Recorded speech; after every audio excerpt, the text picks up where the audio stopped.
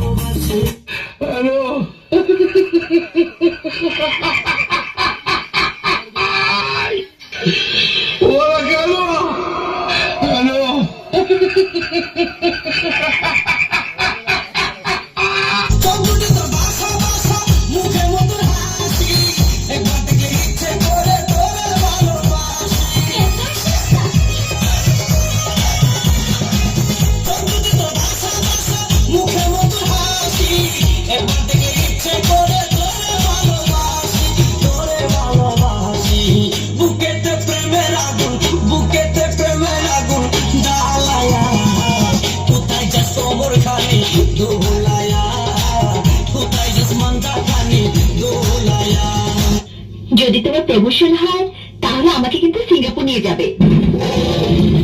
Singapore না, আজিমপুর। তখন টুইটারে একলগে আমি আজিমপুর পাঠাই দেব। ও বিড়ি খাওয়ার জন্য যাস থাকতো, এই হুজুর প্রতিদিন ক্যান্সার খাইতো। আমি ডেলি খাইতাম বেটা, ইটালিটা খাইতাম, ইটালিটা যেটা ঘেরার আছে সেটা একটা চিক্কির চাপ পাতা, ওইটা খাইতাম আমি বেটা, যদি খাওয়া যায় থাকতো। তো বিড়ি খাওয়া মাকরু কষে হারামি, কে কইছে বিড়ি খাওয়া মাকরু? ডাইরেক্ট হারাম, কথা কই না কেন? বিড়ি খাওয়া, মুদ খাওয়া, দুধ